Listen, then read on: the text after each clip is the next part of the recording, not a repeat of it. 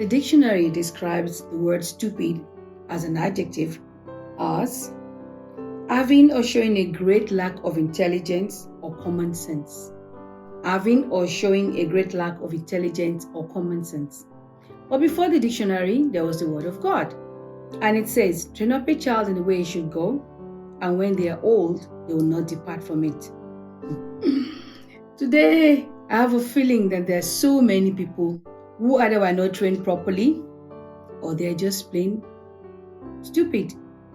And I'm saying that as an adjective, not that they're now, okay, they're just behaving stupidly. Is that better? Welcome to Coffee with Temi. Grab your coffee, we're going to have some nice chat today. I don't know why I always make this so hot and then it burns my tongue. Welcome to Coffee with Temi. Now, how have you been? So, I'm going to start first with these children on TikTok. And I say these children because they're not just from one particular place. I cannot understand, and every time something like this happens, I go, how did children get to be like this? But the cruelty of children astonishes me. I think that is it. It's not even just that I'm amazed by it. There is a craze on TikTok, apparently, where students are falsely accusing their teachers. They're accusing teachers of being pedophiles, accusing teachers of assaulting them sexually. And what is happening is they're ruining careers of teachers, and teachers are resigning. Even where there is no evidence, but you know how it is, just that semblance of he actually might be that way or she might be that way. So teachers are leaving their jobs. Their reputation in tatters. Now you have to understand that they have to then prove themselves innocent. Because in the way the world is now, we have to protect our children, and our children must be guarded, which I'm all for. But we have not found a balance of where do we draw the line of having to believe the children wholeheartedly before other people. This situation of falsely accusing teachers is not new. It's just this one is on TikTok, and you can understand just how quickly that's going to spread. And I'm thinking, these are children from homes. How have they been brought up for you to think that there is something fun in accusing another person of something that they have not done, of something that will ruin their livelihood, of something that will ruin their lives? Some families already probably have problems, and then this comes up, and then the wife would be, or the husband would be like, oh well, I'm not surprised. And the thing is, if you have been falsely accused of even have been thought to have sexually assaulted a child, you can't teach again. Which school is going to take you?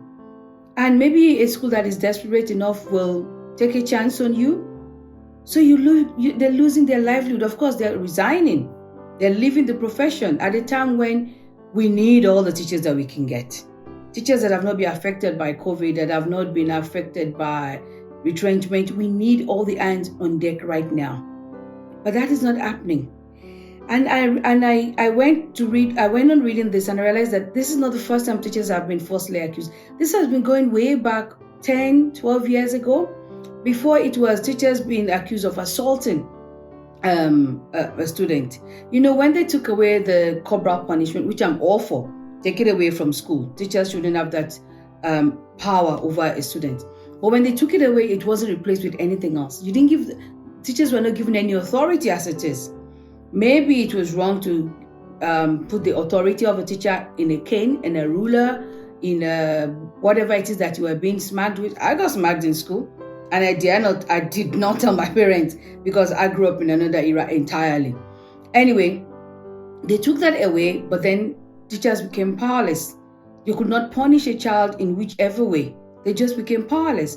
And some teachers said they were so scared to say anything, to put a child right when they've done something wrong. Because students were saying to them, I'll get you. When a student has the boldness to say to a teacher, I'll get you, and they know what they're going to do, there's a kind of evil in those children, don't you think? But schools are losing, and they're finding again, unfortunately, that school boards are first of all seeing them as guilty until proven innocent, the other way around. What kind of children are we raising? What kind of monsters are these children going to be when they grow up? When if something doesn't go the way they want, a child does something wrong in class, and you cannot, as a teacher, correct that child. Because I remember one minister saying that we're going to, here in South Africa, they were going to put cages that teachers can hide in class if they feel threatened. I mean, seriously, why would that be a solution? How is that a solution to a problem? But this is not even happening here. This is happening in the UK. And continuing in the stance of stupid as an adjective, adults now baffle me. This is now adult, they baffle me. You remember the January 6th riot in America when the Capitol Hill was stormed by protesters?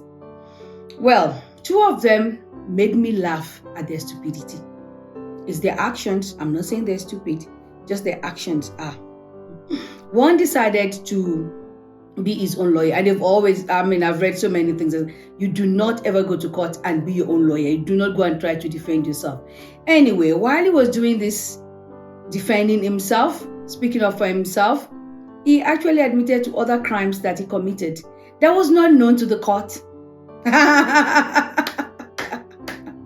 So he actually admitted to crimes that was not known to the court.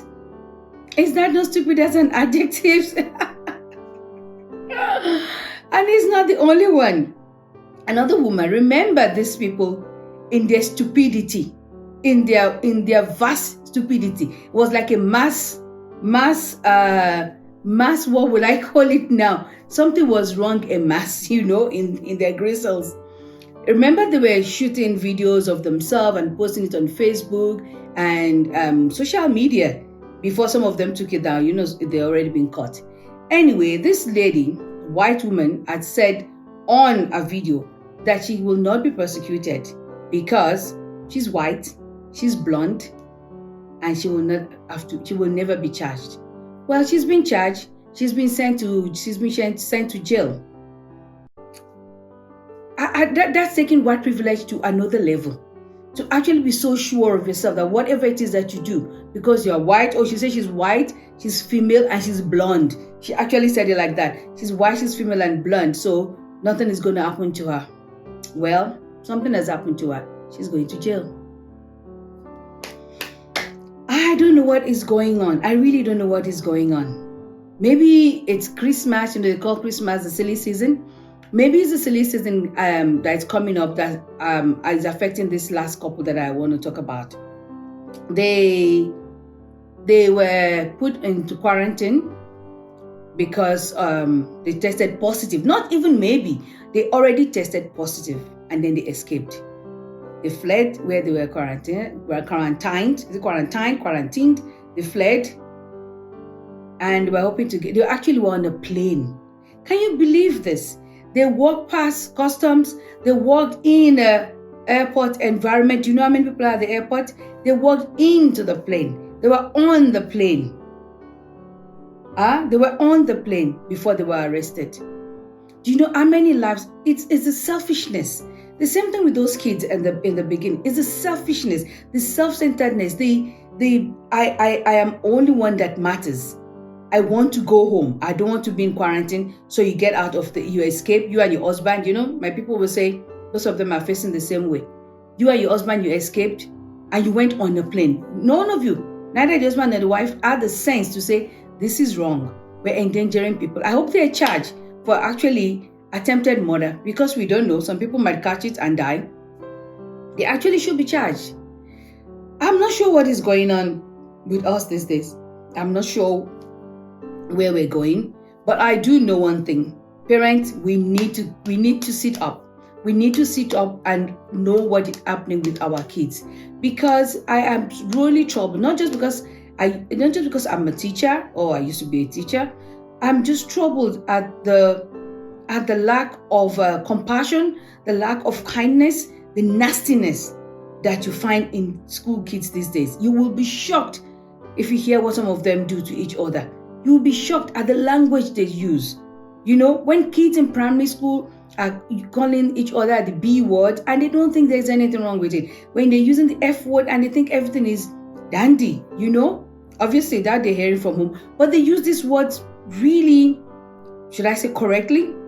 And they are so nasty. Some of them are so nasty in the way they behave and in the way they form gangs, as little as they are, in the way they form gangs against others in the school.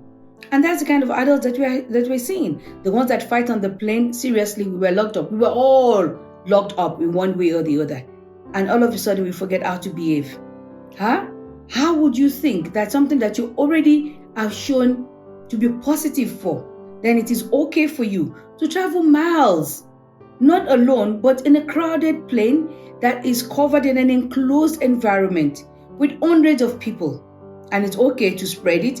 When you get to where you're going, you're also going to be in with hundreds of people at the airport before you sign out, before you get into your car, and then you're going to go home into your own country. There was no thought at all for other people. There was nothing but, I want to go home. I don't want to be confined to this place. They are simply behaving stupidly. It's been Coffee with Temi.